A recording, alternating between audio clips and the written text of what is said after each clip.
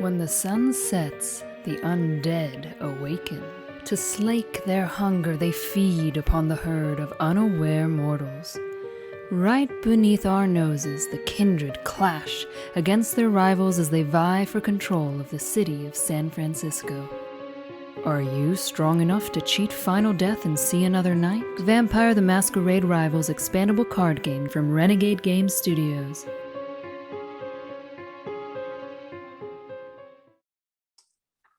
Welcome back, family, to Vampire Wednesday. I am Matt Holland here again with Matt Hyra, talking about Shadows and Shrouds, the upcoming expansion for Vampire the Masquerade Rivals. Matt, how are you doing? Doing pretty well. We've talked about the Hecata, and I think people want to see the other half of the coin with the Lasombra clan. Yes, the contest winning Lasombra, chosen by you, the fans. So that's a great call out. This was late last year. We had a fan poll to choose the next clan to show up, and Lasombra was the winner, the clear winner there. So this was the first expansion kind of in the pipeline that we could slot them into. And it worked out great because the Hecata have a lot of things in common in sort of their mechanics and disciplines. So thus Shadows and Shrouds was born. More like we thought, we probably should pair up the Hecata with the Lasombra to maximize Oblivion because nobody else has it. So yeah. We've talked, last week with the Hecata, a lot of things keying off of Oblivion, and we'll see a lot more. But a very different play style, I think, with the Lasombra this week. Yeah. And just keep in mind, people, if you are, wherever you live, head over to the Vampire card game site. It's vampirerivals.com/prints, and you will see the announcement of our Prince of the City 2022 series. These are events happening at your local game store all over the world. If you have a store that is interested in hosting that, they can just reach out to me directly, matt.holland@renegadegames.com, and inquire about hosting an event. We are adding more events, as we speak, making sure that we're having those as accessible to the community wherever you are, whether you're in the United States, Canada, overseas. I'd like to make sure that people have a chance because the prizes are pretty awesome and you could end up as a vampire in the game yourself. So without further ado, let's talk the Lasombra and pull up Marcus Kumyama. The leader here, 6 blood potency, as you expect with many of the clans. 2 physical, 1 mental, and then he's got some, I see... Dominate. Dominates the chain, dominate. Oblivion, and then potency. Potence, yep. Indeed. Yeah, so it's a pretty aggressive slate right there. And the thing that stood out about him, actually 2 things when we talked about him on the initial announcement of the expansion. Reach, that's a new thing. That is a new thing, and you can attack characters in the streets from your haven. Now, characters means vampires, other players' characters, not mortals. Yes. Reach, so their long, shadowy tendrils allow them to make attacks from a distance. And the other big thing is, as this character performs an action, place 1 agenda from the general supply on them. So that is, in the past, we've only been putting agenda onto our agenda cards. Right. What does this mean? Is that agenda being put on him helping me towards my victory condition?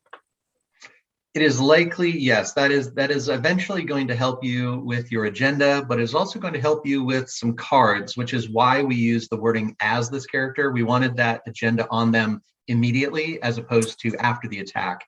So, and you'll see why a little later on. But it does, any agenda on him does count towards my 13? No, sorry. No, okay. It is not. Only agenda on the card. And that is explained, that the agenda must be on your agenda card to actually be part of your total score. There we go. And then if, let's say he has agenda on him and I put him into torpor, where does that agenda go? Is it earned by the person who took him out or anything? Or is it just whoever defeats him would gain any agenda on him. So there's the risky bit is you fuel him up to do some of these card effects, but you're also kind of putting a bounty on his head. A little bit. That's right. Cool. That's an exciting mechanic. There are ways to get the agenda off of them and certainly spend it as well. So, sure. Yep. Well, let's go into some of the other vampires because we've only seen Marcus so far. there's another 6. So right there, these are not cheap. Right. Gia? Lasombra Gia? are, Gia de Emparan. So the Lasombra like to be the big boys on the block. They like to dominate. They like to lord over the smaller frail vampires. So that's part of their thing about, hey, look at all my bling, come get me, right? Sure. Are you really gonna take down a 6 in one blow? I don't know. Double dominate, so there's some potential there. And then double dominate's interesting. Immediately we see an ability to get that agenda onto your agenda card. So when you defeat a character, not a mortal, it's got to be a character, a vampire, move one agenda from any character in your coterie to your agenda card. So she can very easily move the agenda off. The other thing I noticed, oh no, it is a 3. It's usually a 3 spread of attributes for the 6s. Yeah, 5s and 6s have often 3, it's into it's a 2 and 1, but she's across the board. She's across the board, right? Yeah. Well, because you want to be able to you want to go after the most vulnerable target when you've got her around. So having her with 1 in each ability at least gives her a good opportunity to go after anybody. Also gives her good utility when she's blocking. Yeah, good blocker as well. Yeah. Cool. Good for going for Prince even, so never know. Oh, sure. Yeah. Now, there's a couple of these cards that have this. This is Adrian Beltza, but is the sort of the shadow thing why you have this sort of almost selective color on a couple of these, where for him, like his eyes are blue. Yeah. Or maybe he's all color and my color blindness is worse than I thought, but I think he's kind of got that effect going, right? Yeah, he's got some blue eyes going. Yeah, one thing about the Lasombra is they, for instance, like a lot of times it's hard to get a good look at them and things like that when they're around electronics. They cause it to go haywire. Well, and we saw that with her, kind of with the there's a little glitch across her face. Yeah, there's scratches right there. So they're not. They are because of their shadow. They're living in the shadows. Literally, Lasombra is like the shadow, right? Yep. They tend to be able to disguise their tends to be their eyes, which are mostly how you identify people anyway. So cool. I like the effect. So he's got reach as well, and as an attacker, you may pay 1 agenda. That agenda can come either from him if he's the attacker, or from your agenda card. Correct? Right. Whenever you see an agenda payment, if it is something that a character is doing, it can come from that character specifically, not a different character, that character specifically, or from your agenda card.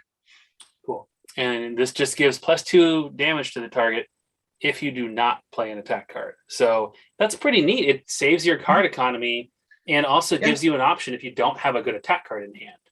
That's right. Yeah, I mean, 2 damage is as good as most attack cards. So, if you've got the agenda, you can spend it. There you go. The other thing that stands out to me is he also has the equal spread of attributes. So that's going to be a 3 attack. Yep. Whatever you're throwing it at. So if somebody's a 0 in one of those stats, that's the one you hit. Almost guaranteed that he's going to attack for 3 every time he attacks, because even if you're spending an agenda, you are somewhat likely to gain an agenda for knocking out a rival's character anyway. So you can cause harm to your opponent and at least break even on your agenda score. If he had agenda on him, even better. Awesome. Raven Smith here again. It's the eyes and that crazy necklace. This one's all about the social and a little bit of mental, and has an exhaust ability. It's steal an agenda from target foe who has the same amount of agenda as you and put it on this character. So that's first thought is better in multiplayer. You have more options to match more agenda options. That's true. More options, yeah. But as an exhaust, you can time it correctly. Oh, you're right. You can also, let's say if you had 4 and your opponent had 3, you could spend 1 off of your agenda card to get down to 3, then exhaust her. So there are some timing tricks as well.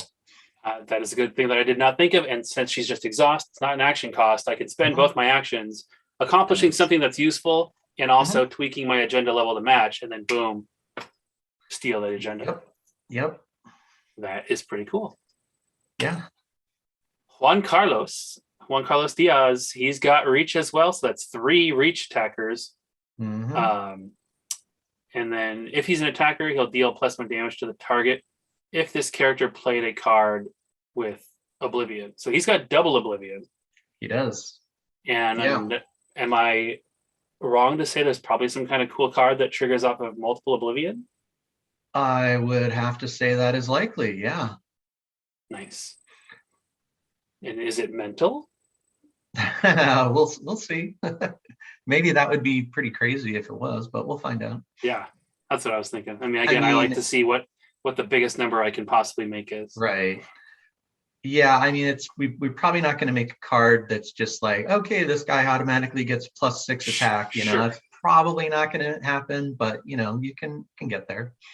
Also, I want to notice the card frames here for Lasombra. It's almost got like a staticky, like glitchy effect. Yeah. Kind of going back to what you said, how they are kind of hard to track, hard to watch. The lower left really shows that kind of distortion effect. Yeah, that's what really stood out to me.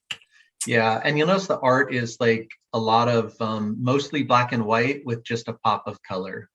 That's kind of a motif for them. Yeah, we see it here again with you can say that one. Rachani Sak. Rachani. Yeah, Rachani. Yeah, it's an Indonesian name. So okay. Dominate in Oblivion. It has guard and pay 1 agenda +2 shield during this attack. Pretty good for a guard. Nice. Now, we didn't see any guard in the Hikata deck, did we? We did not. They don't mind getting knocked out as much. So True. why fight it? Just let it happen. Why bring a specialized tool for that if you right. you're like, yeah, you know what, I'm not so. Yeah, you notice there weren't too many reactions in the Hikata deck. There's the one big one because you probably don't want Annika to go into Torpor, but most of your other characters, you're okay with it. Okay, that makes sense. Mm-hmm. If you guys did not see the Hikata preview, go back to YouTube and watch last week's stream. We went through the whole pre-con deck for the Hikata. Yeah.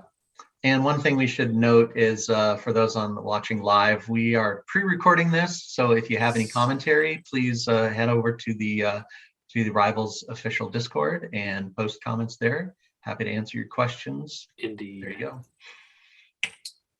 go. Astrid Malhela. So we've got the pop of color there with the flowers and a 3 blood potency.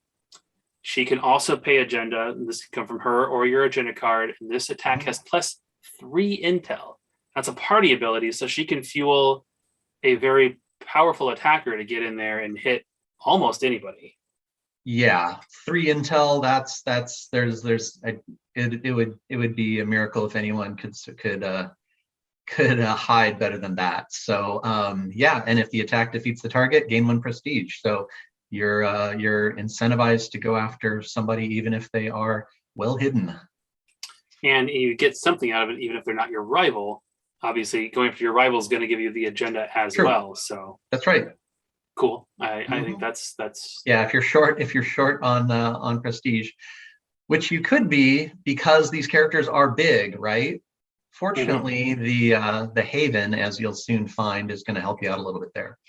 It does seem like there's a lot of these pay agenda, but it seems entirely possible to me that you can win playing Lasombra by just taking out your rival. You've got all the reach, so you can be attacking their characters and not be putting yourself at risk.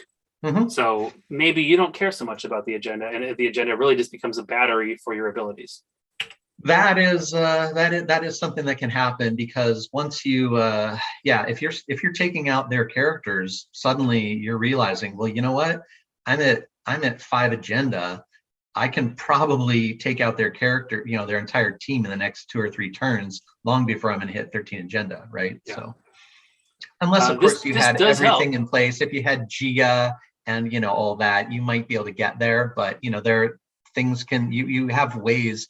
You have ways of switching gears mid-game. And I think that's we've talked about this in some of our strategy discussion. It's very important in Rivals to have more than one win condition, because you may find that your initial win condition was cut off from you and need to pivot to another option. So versatility is very helpful. Right. You know, when you see that your opponent is playing a bunch of cards that are all going to knock your prestige down, you might just want to recruit a 6 and a 5 and stop, right? They're probably not going to be knocking you out. They're certainly not knocking you out with backhanded compliment and things like that. Yeah. So why play into them? You might not need more than 2 characters. So that could be the case here where forget the point I was trying to make, but basically just being able to you know, whatever your opponent's trying to do, try to throw as many roadblocks up to them as possible. Is basically what I was trying to say. And don't leave if you don't have a compelling reason to, you don't need to leave a vulnerable target for them. You could just bring in the big guys and roll with those potentially. So Prize Fighter kind of works with this, you know, as well as you attack a character. As you attack, we've talked about that with the Hakata agenda and a couple other cards as well. Yeah, we want it on there immediately so that you can use it. For instance, for the guy who gets the +2 if he doesn't play an attack card, we wanted him to be able to use that. So with Prize Fighter as the agenda, you'll just get that agenda on him to fuel his ability whenever he attacks. At the end of your turn, you can put one from a character in your coterie on your agenda card. It doesn't have to be the attacker. So if you used your leader and got, you know, anytime he has an action, he's getting an agenda, if I remember correctly. Yeah. And I also attacked with my other guy. Yeah, Marcus burned his agenda. Marcus ends up with 2 on him quite a while, and you might want to pull one of them off with Prize Fighter just so he doesn't become too tempting of a target. Yeah, it also makes him less attractive as someone to try and go after, and it will fuel your agenda engine. Now, granted, in playtesting, we did occasionally see people with 6 agenda on them, but you know, what are you going to do? Jeez.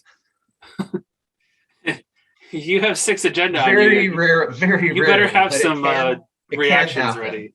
You'll see. There's other way. There's still other ways to get agenda on your characters. So even if you're not my rival and I take out your Marcus with 6 agenda, I get it all.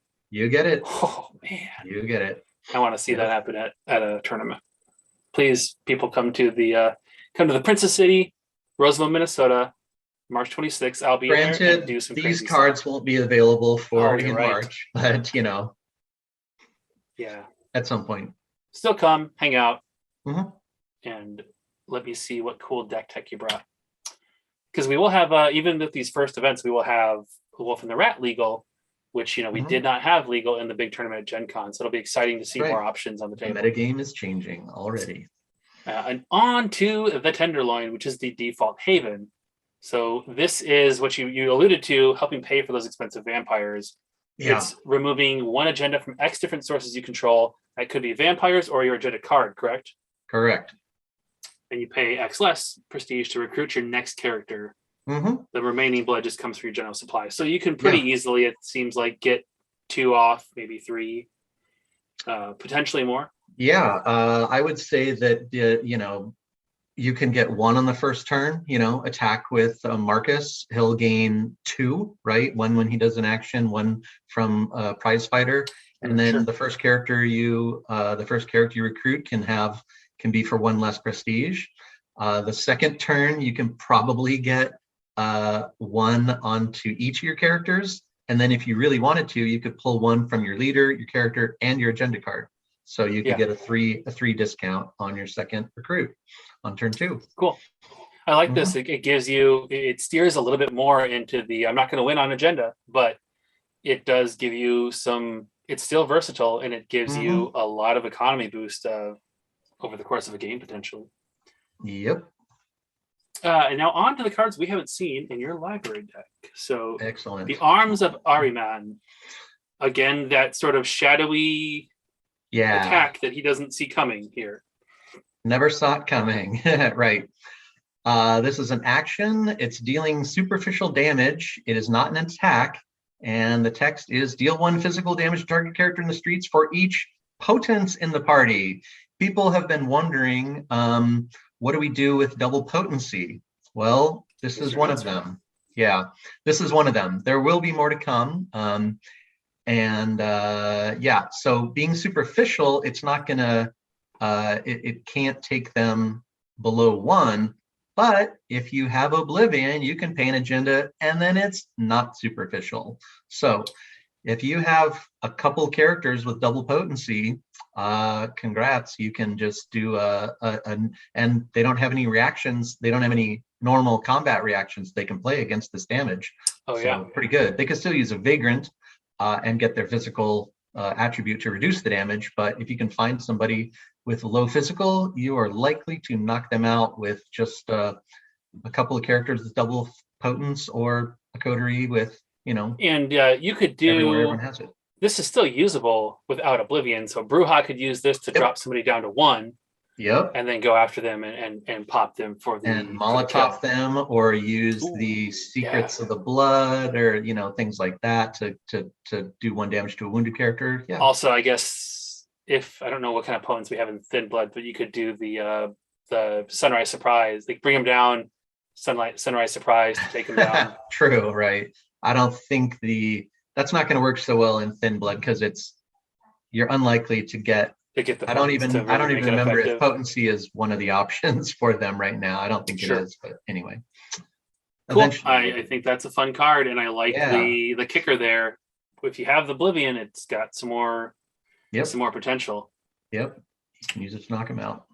Cloud Memory. So this one is all about dominate. If this attack deals 1 or more damage to the target, that foe discards 1 random library card from their hand. So this is not we had a similar one in the Hikata deck where you choose something to discard, right? Yeah, it wasn't an attack. That was Clairvoyance, where you basically you choose a library card from their hand to put on top of their deck, which then you can use. There's some combos with that, like the spiritual. I forget what it was. The reading the room part. You can flip that card and gain prestige equal to its BP. This is just discarding a random library card. So they can basically just set aside any vampires in hand, shuffle their library, let you grab a card at random for them to discard. So nice. So it's got the +1 damage, and you've got some decent mental attackers. So you have some good potential to use this. And it's just hurting their card economy and well, you don't get to choose the card. It's still taking away an option, regardless. Yep. Fight makes right. This is a great, nice play on words there. An unhosted action and ongoing. So each character in your coterie has +1 influence for each agenda on them. That's kind of fun. Yeah, pretty good, right? If you're gonna lord it over people, go big, right? And gain a bunch of influence, and you'll see why they might want that influence fairly shortly. And that's also for the people who watched the What We Do in Elysium podcast. Their spoilers 2 weeks ago. You may have wondered, why does the one vampire, the Lasombra, mention titles? Well, we will get to that. Yes, you will see. So this is a ritual, much like the ceremonies, the ceremonies of the Hikata. Yep.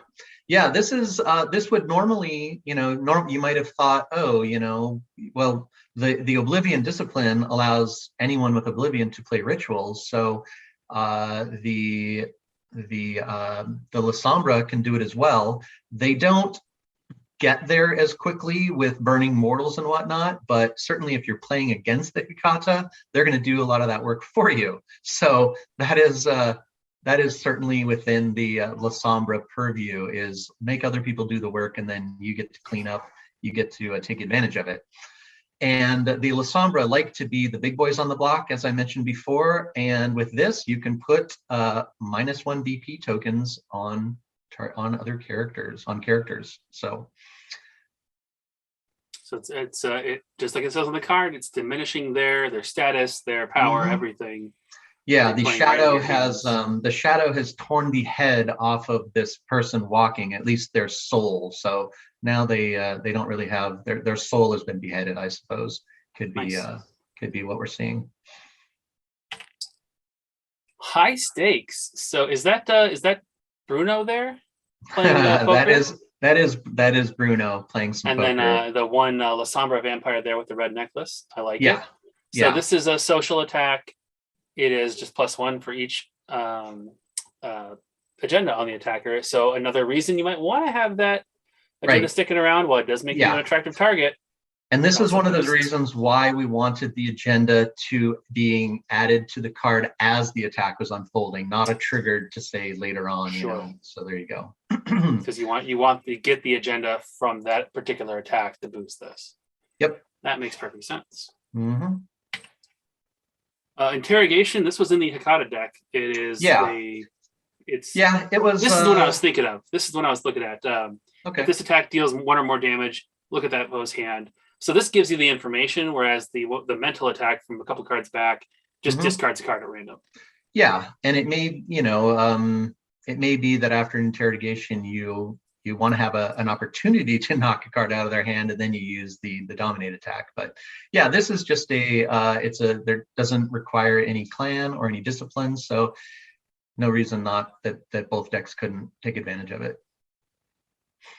Yeah, and even like for someone like running Toreador, this is a great attack to put in there. It's going to give you information, and it's a decent damage boost. It is good. It is good damage for generic. Yeah, good generic damage. Yep. And here we've alluded to it, a new title. This is a Lasombra only card. Yes. The yes, Lillygate? indeed. Yeah, the Lillygate. I should have looked up in the lore on what it is. It's basically like a Lasombra kind of deal maker, something like that. Okay. So it's 4 influence, but that's not going to be too difficult with some of their influence gathering. Yep. It's ongoing card that we just talked about. Yeah, it provides a good amount of influence and also +1 BP. So again, they like to be the big boys. This is gonna make sure that happens. And that plus influence will help you with everything else. Now, of course, it's a unique title, so that influence isn't going to help you to play another Lillygate, but there are other things to do. And I mean, this gives you more options if you're running a deck that's trying to play titles. You need to have a Lasombra brought along, but you know, it's another title, which is helpful. We might see a little Ventru and Legate and Lasombra combo. And funny enough, the Ventru have marked man, which can put agenda on things. So that's even becomes possibly a combo in there too. So there you go. The money shot. She is knocking the being right out of this guy. It looks like knocking the bejesus out of somebody. This is the other 6-coster, right? This is Gia. Yeah. Yep. So physical attack, 4 BP, 1 damage physical. So the potency says if this attack defeats the target, put 1 agenda from the Gems of Supply on target character in any coterie. So it means that you can give it to yourself or set somebody up to be a target next time. So it's either fuel your engine, or you put the bounty on someone that you want to try and take out. Indeed. It's great when you have a choice like that, you know, a way to use a card 2 different ways. And just, you know, it gives you some bonus damage too. Shadow boxing, this one I like, you know, not only the play on words, but also the cool shadow effect of it. Yeah. You can see that there's someone a shadow has just thrown a punch and has knocked some blood out of his mouth there. So then +1 damage for each oblivion this character has, and +1 damage for reach. Yeah. So remember you were asking about that character who had double oblivion? Yes. Well, this is a physical attack card, right? But even though that guy has 0 physical, he can use a shadow boxing to do 4 damage. 1 for each oblivion he has, 1 for each, and 1 because he played a card with oblivion. So you're right. Okay. Yeah, I was missing the that's 4. why we didn't give him 2 physical. We didn't want to have an automatic 6 damage attacker, you know, on a 4. Make sense. So yeah, but being able to do 4 damage with a 0 physical, pretty good. And it's also just, you know, your opponent's not necessarily going to expect it. They're going to think, he's weak in the physical. They will not be looking to, you know, looking at your 0 physical guy as a physical threat until you declare a physical attack with him, of course. Yep. Shadow Cloak, we talked about this one. So it gives +1 secrecy. It's an attachment, and then Character deals +1 to City Deck mortals. That's just a useful card in general if you're going after mortals. Right. But the Oblivion gets that extra kicker with the secrecy. Yeah, the secrecy is nice against reach. Lasombra have more reach, but it's just a good card anyway. So, yep. And reach allows you to attack into the streets from your haven, or is it just launch attacks? Reach allows you to attack opposing vampires in the streets from your haven. So, will them having secrecy wouldn't matter because they're in the streets? Secrecy wouldn't matter. What I'm saying is if you have secrecy in the streets, a reach character would still have to gain intel to attack you. Is what I was trying to say. Yes. You're right. You don't have to be in the streets, secrecy from your haven. It right. gives you don't have to secrecy. Be in, right. You don't have to be still in the streets. Right. You don't have to be in the streets to gain the secrecy, but with that bonus to attack mortals, you might as well be, and you're protected. So. Yeah, that makes sense. And I was thinking that you only had the secrecy in your haven, but no, that's just the default. There are ways to have it out in the streets. It's just not as common, especially like what we saw in the first expansion and the starter at Gen Con. Mm-hmm. Now, the 6th tradition, I feel like we've skipped a tradition or two, right? We did because we wanted to have we wanted to do them in order, but it didn't always work out thematically with the clans that we were presenting. We didn't want to have a scheme like this in the Gangrel Nosferatu because they're not really about schemes, Okay. So the other traditions, rest assured, they will show up at some point, but this just made more sense for this expansion. So this is destruction. Yeah, destruction sounds pretty nasty. As you can tell, someone is being voted against, so that's pretty good with the scheme. This tradition and this scheme is really going to give some teeth to the scheme decks. So the influence conflict, should I deal 1 aggravated damage to target character and 1 additional aggravated damage for every 5 influence in favor of this scheme. So it does no damage if the scheme fails, right? Yep. If everyone votes against it and it fails, but if you manage to get a conspiracy, for lack of a better word, going, if you manage to get everyone else to turn against your target, you might even be able to get up to like +15 is the dream and do 4 aggravated damage to somebody. They better have they better have a vagrant or 2 if they want to survive that. Now, is it net influence in favor of the scheme, or is it like if it's not 10 in favor, 9 against, I'm still getting +2? Yeah.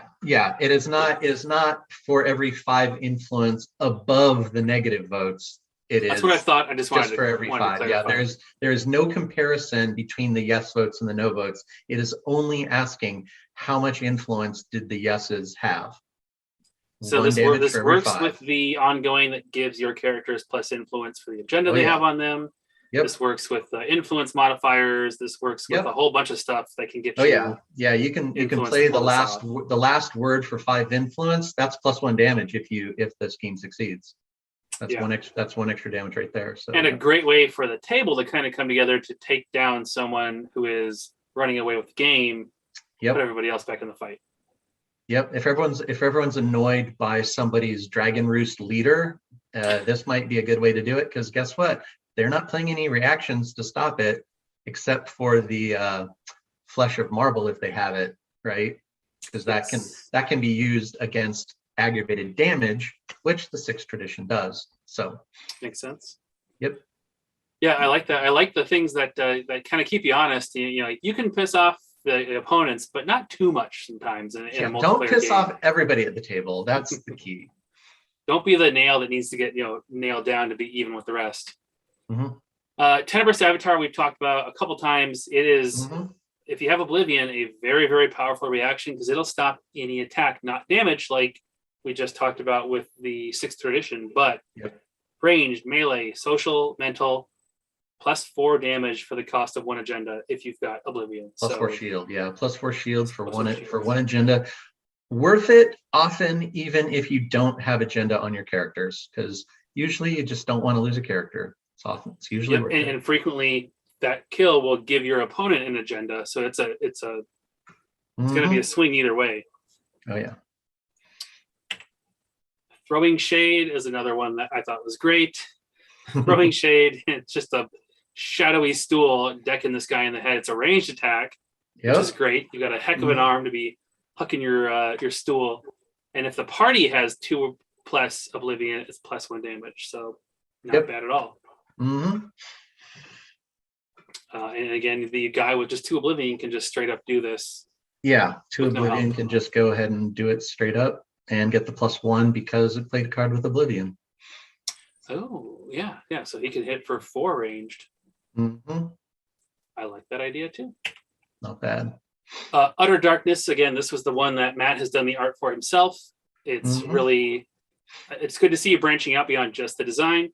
Right. It's my first art card. But we did talk about this in the Hikata preview. You're gonna put a fear token on both the original target of this and the blocker if there's any. So it makes you wonder if they have an attacker coming at me who has Oblivion and they declare a mental attack, like, do I block? Yeah, and they're big because that five minimum BP requirement. So watch out for those big guys when they're coming at you with a mental attack. Fear is going to keep me from readying my vampires and can be a pretty severe tempo hit depending on who it's inflicted on. So yeah, it is a thing you definitely want to be careful of. What's yours is mine. This is a really cool kind of dreamy art piece. That's another scheme. So what's going on with this one? Yeah, scheme. It's an influence conflict that asks, should I steal 1 agenda from target foe with the most? And of course, if there's a tie, you only get to choose 1. So a good way probably to keep the leader from if there's someone who's got the agenda lead, to slow them down. And because you'll probably get help in the scheme from the rest of the table. You're quite likely to get help on this one. Not everyone might help with a destruction because they don't want anyone to get knocked out, but they're certainly willing to slow someone's agenda down. Because the Lasombra they'll likely have spent some of theirs, so they're unlikely to have the agenda lead early on, but slowly but surely they might be able to claw back by stealing and whatnot. And that was what I was going to say.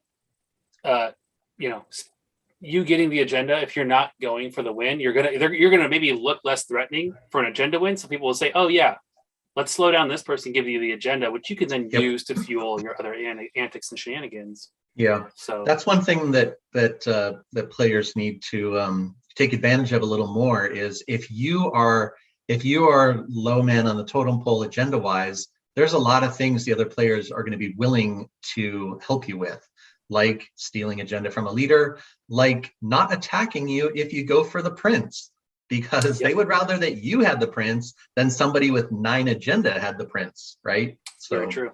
Yeah. And that's another thing to think about if you're the player who's debating, do I attack this person when they take prince?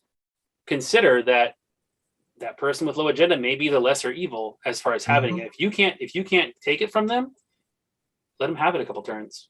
Build up your position to attack them, and at least it's not in your main rival's possession. It's not horrible if your rival becomes prince, because then you can attack without any secrecy. So, sure. Hey, look, it's a card called Winning. The Lasombra are all about winning. They love winners. They hate to lose. And this is a way to get 1 agenda onto each of the characters in your coterie. Good for your influence, good for recruiting. If you really want to get a 4th character into play, why not put 1 agenda on each of your characters plus your Haven? Now suddenly you can do a discounted 4 on your next recruit. Pretty good.